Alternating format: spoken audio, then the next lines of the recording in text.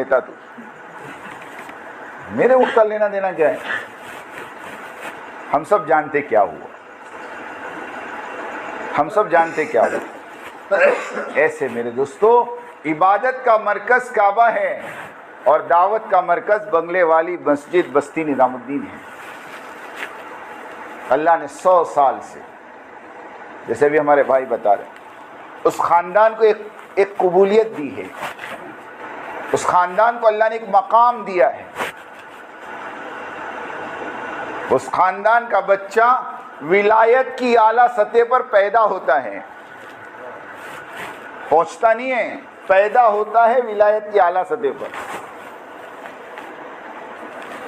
اللہ جزائے خیر دے، حضرت مولانا الیاس صاحب رحمۃ اللہ علیہ نے اپنا سب کچھ لگا دیا، یہاں تک کہ کھانے کو کچھ نہیں بچا تو اپنے ساتھ جو مرکز میں ہمارے اپنے پاس پڑھنے والے جو اس ٹائم کے میواتی تھے، ان کو کہا کہ ایک کام کرو، دیکھو میرے پاس اب تمہارے کو کھلانے کو کچھ نہیں ہے، میں تمہارے کو سفارش نامہ لکھ دیتا ہوں، دلی میں بہت سارے مدرسے ہیں، تم کسی مدرسے میں جا کے پڑھ لو، کیونکہ یہاں تو اب کچھ نہیں ہے۔ تو ان بچوں نے اور میواتیوں نے، بچے تو نہیں بڑے تھے وہ، ان میواتیوں نے مولی الیاس سے کہا کہ اچھا ہم تو چلے جائیں دوسرے مدرسے میں، تو تم یہاں کیا کرو گے؟ کہا کہ دیکھو یہ درخت ہے، یہ درخت کا گولر کھا لوں گا، اور یہ حوض ہے، یہ حوض کا پانی پی لوں گا، اور میری زندگی کے جتنے دن بچے گزار دوں گا۔ گولر سمجھتے؟ گولر،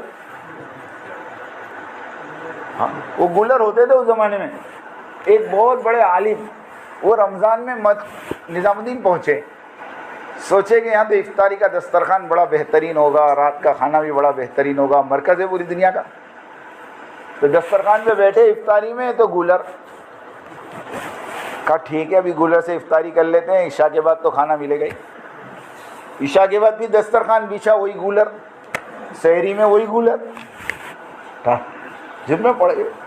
پوچھا مولی الیاس سے، تو مولی الیاس نے کہا ہماری تو سحری بھی گولر، افطاری بھی گولر۔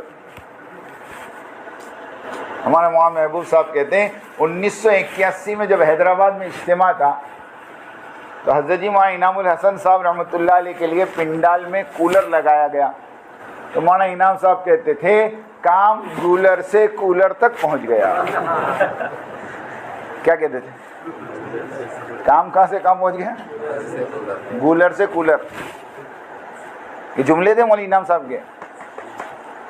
تو وہ بچے میواتی جو پڑھتے تھے مولانا کے ساتھ رہتے تھے، انہوں نے کہا کہ حضرت جب آپ گولر کھا کر اور پانی پی کر گزارا کر سکتے تو ہم بھی آپ کے ساتھ گولر کھائیں گے، پانی پئیں گے۔ جب کھانے کے زمانے میں آپ کو نہیں چھوڑا تو فاقے کے زمانے میں آپ کو کیسے چھوڑے؟ یہ اس گھر کا حال بتا رہا ہوں، کچھ بھی نہیں کھانے کو، بیوی بھوکی ہے، بچے بھوکے ہیں۔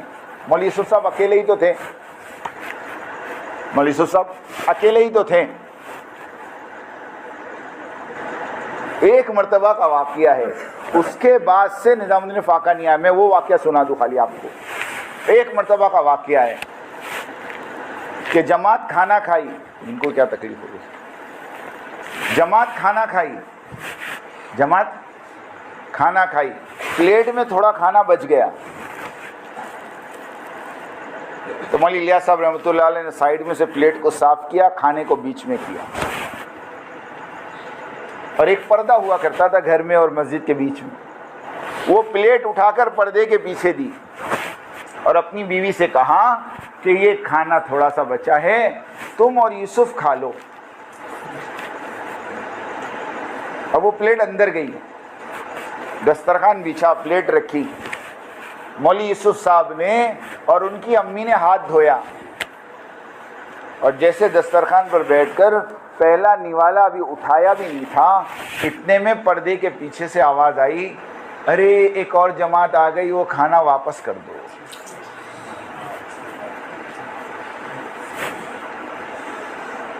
ماں نے مولوی یوسف کا ہاتھ وہیں روک دیا کہ بیٹا رک جا، اور اٹھا کے وہ پلیٹ دے دی۔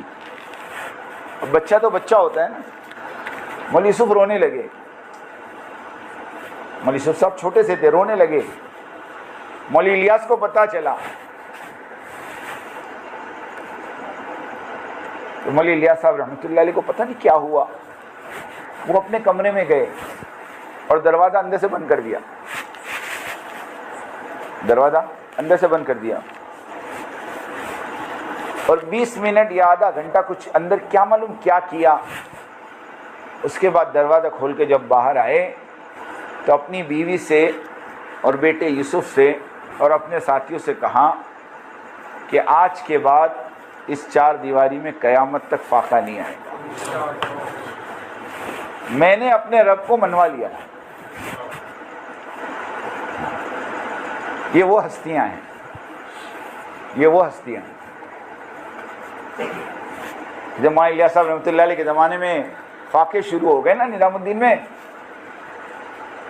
تو دلی والوں کو پتہ چلا، دلی والے دوڑے ہوئے آئے اور آ کر کہا حضرت یہ ہماری ساری پراپرٹی کے کاغذات ہم آپ کو دیتے ہیں، اس کو بیچ کر اس کا پیسہ مرکز کے اوپر لگا دو۔ مولانا الیاس صاحب رحمۃ اللہ علیہ نے کہا یہ پیپر تم پکڑو، ان پیپر کی مجھے ضرورت نہیں، قسم خدا کی میں ابھی دعا کر دوں اللہ یہ بنگلے والی مسجد کو سونے چاندی کا بنا دے۔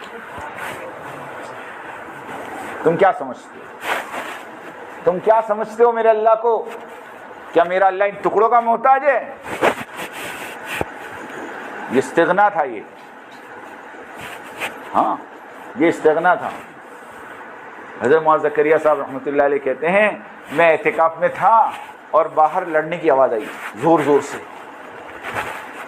میں گھبرایا کہ کیا ہوا نظام الدین میں باہر آیا تو مولوی یوسف صاحب رحمۃ اللہ علیہ ایک دلی والے کو غصہ کر رہے تھے۔ میں نے پوچھا کیا ہوا، تحقیق کی تو پتہ چلا کہ وہ دلی والا بہت بڑی رقم لے کر آیا تھا مولوی یوسف کے پاس، اور آ کر مولوی یوسف صاحب کو کہہ رہا تھا کہ میرا ہدیہ لے لو، اور وہ مولوی الیاس کا بہت قریبی ساتھی تھا۔ تو حضرت مولانا صاحب رحمۃ اللہ علیہ اتنا غصہ اس پر کہ پورا مرکز جمع کر دیا کہ تیری ہمت کیسے ہوئی یہ پیسہ یہاں لانے کی۔ مولانا زکریا صاحب نے پھر مولانا یوسف کو کہا اجی یہ تمہارے ابا کے ساتھیوں میں ہیں اور تمہارے ابا کے زمانے سے آتے ہیں یہاں۔ جب ابا کا نام سنا تو تھوڑے ٹھنڈے پڑ گئے۔ مولانا زکریا صاحب تو بڑے تھے، مولوی یوسف صاحب کے سسرے ہوتے ہیں، مولوی یوسف کو پکڑ کے اندر لے گئے اور وہ جو ساتھی تھے ان سے معافی مانگا، وہ ان کا مزاج تھوڑا گرم ہے، یہ غصہ ہو گئے، معاف کرنا۔ تو وہ جو مالدار آیا تھا اس نے کہا کہ نہیں تمہارے معافی مانگنے سے میرا اتنا اثر نہیں ہوا جتنا اس آدمی کا استغنا دیکھ کر اثر ہوا۔ کتنا بے پرواہ آدمی اور کتنا اپنے آپ کو مال سے دور رکھنے والا آدمی کہ وہ مال بھی واپس لے گیا اور کہتے موت تک اس آدمی نے تبلیغ میں جان لگائی۔ میں مولوی الیاس صاحب کی بات کر رہا تھا، مولوی الیاس صاحب نے دعا کی کہ فائقہ نہیں آئے گا، پھر اللہ نے مولوی الیاس صاحب کو بلا لیا، پھر مولانا یوسف صاحب امیر بنے۔ تو ہم جو کہتے ہیں نا اختلاف تو اس زمانے میں بھی ہوا۔ جب مولانا الیاس صاحب رحمۃ اللہ علیہ کے بعد مولوی یوسف کو امیر بنایا تو مولوی یوسف صاحب تبلیغ میں نہیں لگے تھے، وہ تو اوپر بیٹھ کر کتاب لکھ رہے تھے۔ حضرت مولانا الیاس صاحب رحمۃ اللہ علیہ بار بار اپنے میواتی ساتھیوں کو کہتے تھے جاؤ یوسف کو کہو تبلیغ میں حصہ لے، مگر وہ پورا دن اوپر کمرے میں بند رہتے تھے۔ لیکن کس کو معلوم تھا کہ اوپر جو کام ہو رہا تھا وہ تبلیغ کا ہی ہو رہا تھا۔ تو کیا کام ہو رہا تھا اوپر؟ حیات الصحابہ لکھی جا رہی تھی، ہاں حیات الصحابہ لکھی جا رہی تھی۔ لیکن جب مولانا زکریا صاحب رحمۃ اللہ علیہ نے مولانا عبد القادر صاحب رائے پوری رحمۃ اللہ علیہ سے مشورہ کر کے مولوی یوسف صاحب کو امیر بنا دیا تو اس وقت اختلاف کرنے والے مولانا احتشام الحسن کاندھلوی، جن کی کتاب پستی کا واحد علاج ہے، اگر یقین نہ آوے تو فتاوی محمودیہ پڑھ لینا۔ مولانا احتشام صاحب نے مفتی محمود الحسن صاحب کو مولوی یوسف کی شکایتوں بھرا خط لکھا تھا کہ اجی ایک 28 سال کا آدمی امیر بن گیا اور کبھی تبلیغ میں اس کے 4 مہینے نہیں لگے، لوگ ابھی کہتے ہیں نا, وہ اس ٹائم بھی سوال ہوئے تھے. سمجھ میں آئی بات؟ مجھے بتاؤ مولوی الیاس کے 4 مہینے کون سے صوبے میں لگے؟ ہاں بتا سکتا کوئی؟ ارے جس آدمی کی زندگی لگی ہو اس کا تم 4 مہینے کا پوچھو. ہاں عجیب بات ہے. تو مولانا احتشام صاحب مرکز چھوڑ کے چلے گئے. مولانا انعام صاحب کے بارے میں ملتا ہے, مولانا انعام صاحب خود 1.5 سال کے لیے مرکز چھوڑ کے چلے گئے.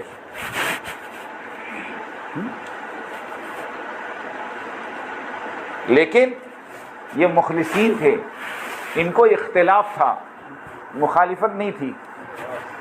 فرق سمجھنا, ایک ہوتا ہے اختلاف اور ایک ہوتی ہے مخالفت.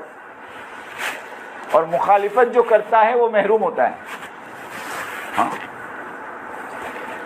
مخالفت جو کرتا ہے وہ محروم ہوتا ہے. شیطان نے آدم کی مخالفت کی تھی علیہ السلام, اس لیے توبہ کی توفیق نہیں ہوئی اس کو. اختلاف نہیں تھا اس کو مخالفت کی کہ میں 6 لاکھ برس اللہ کی عبادت کی, میں اتنا بڑا عابد, اور مجھے چھوڑ کے اللہ یوں کہے انی جاعل فی الارض خلیفہ, کہ زمین کا خلیفہ میں انسانوں کو بناؤں. یہ ہے کون میرے سامنے کا بچہ ابھی پیدا ہوا, ابھی پتلا بنا. میں 6 لاکھ برس سے آسمان میں ہوں, میں آگ سے بنا, یہ مٹی سے بنا. جیسے ابھی لوگ کہتے ہیں نا ہماری گود میں کھیلا ہے, تو گود میں کھیلا ہوا بڑا نہیں ہو سکتا. نہیں, سوچنے کی بات ہے نا, ارے سوچنے کی بات ہے. ایک مدرسے کے محتمم صاحب نے مجھے بلایا, سننا, جب اختلاف شروع ہوا مجھے کہا حافظ صاحب ایک بات بتاؤ. میں کہا بولو. کیا مسئلہ ہے؟ انہوں نے ایک دم انجان بن کے پوچھا, جانتے تو سب ہے لیکن وہ مجھے دیکھنا چاہتے کہ کیا جواب دیتا ہے, کہ کیا مسئلہ ہے یہ. میں نے کہا کچھ بھی نہیں. تو کیا بات کرتے ہو, اتنا مسئلہ پوری دنیا میں چل رہا ہو, تم کہتے کچھ نہیں. میں کہا حضرت ایک بات بولوں؟ بولے ہاں. میں کہا مسئلہ صرف یہ ہے کہ قاری طیب صاحب رحمۃ اللہ علیہ کا جب دیوبند میں انتقال ہوا تو ان کے بیٹے کو دارالعلوم دیوبند میں اہتمام کے لیے بلایا. تو وہ مدرسہ چلاتے تھے حیدرآباد میں, مولانا قاسم نانوتی کے لڑکے. تو انہوں نے کہا کہ چونکہ میں میرا مدرسہ چلا رہا ہوں, یہ مدرسہ چھوڑ نہیں سکتا, البتہ میرا لڑکا ابھی فارغ ہوا ہے, 2 سال ہوئے ہیں, نام طیب ہے, اگر تم کہو تو میں مولوی طیب کو بھیجوں. اب جو دیوبند میں تھے انہوں نے آپس میں مشورہ کیا کہ چلو قاری مولانا قاسم نانوتی کا بیٹا نہیں تو پوتا صحیح ہے, تو نسبت اسی کی, کہ ٹھیک ہے بھیجو. اب جب وہ قاری طیب صاحب حیدرآباد سے نکل کر دیوبند پہنچے تو ان کی عمر کتنی تھی معلوم ہے؟ 25 سال. کتنی تھی؟ 55 سال یہ محتمم رہے. کتنے سال؟ جب دیوبند سے 1982 کی 12 جنوری کی رات کو ان کو گھسیٹ کر نکالا گیا, اس وقت ان کی عمر 80 سال کی تھی. تو 25 سال ملتا ہے. 25 سال کی عمر میں نے مولانا کو کہا کہ قاری طیب صاحب محتمم بن گئے دیوبند کے, تو دیوبند کے جو اکابرین تھے, جو بڑے بڑے اساتذہ تھے, اس میں 2 کا نام تو میں ابھی نام بتا دوں آپ کو, علامہ انور شاہ کشمیری رحمۃ اللہ علیہ اور مولانا شبیر عثمانی رحمۃ اللہ علیہ. یہ دونوں دیوبند چھوڑ کر ڈھابیل گجرات کے مدرسے میں پڑھانے آ گئے. کیوں؟ کہ یہ بچہ محتمم بن گیا, اب ہم یہاں نہیں رہ سکتے. میں نے کہا وہ 25 سال کا محتمم بنے یا 28 سال کے امیر بنے, فرق اتنا ہے. لیکن سامنے والی پارٹی میں فرق اتنا ہے کہ انور شاہ کشمیری رحمۃ اللہ علیہ اور شبیر عثمانی دارالعلوم دیوبند چھوڑ کر ڈابل جامعہ میں آ کر مدرس بن گئے. انہوں نے دیوبند کے سامنے مدرسہ کھڑا, یہ شرافت تھی ان کی. جب ان کی شرافت تھی تو ان کا کیا تھا وہ آپ سوچ لو. ایسے مولانا الیاس صاحب رحمۃ اللہ علیہ کے بعد، سنو میری بات دھیان سے، مولانا یوسف صاحب رحمۃ اللہ علیہ جب امیر بنے تو مولانا انعام صاحب، یہ پوری دنیا سنیں گی بات، اور مولانا احتشام الحسن صاحب کندلوی دونوں چھوڑ کے چلے گئے. لیکن مولانا یوسف صاحب رحمۃ اللہ علیہ نے سمجھا بجھا کر 1.5 سال کے اندر ان دونوں کو واپس لے کر آ گئے. میں نے پہلے ہی کہا انہوں نے اختلاف کیا تھا اس لیے واپسی آسان تھی، مخالف لوگوں کی واپسی مشکل ہوتی. پھر زمانہ چلا مولانا یوسف صاحب کا، لیکن دشمنیاں پیدا ہو گئی مولانا یوسف صاحب سے. آ تو گئے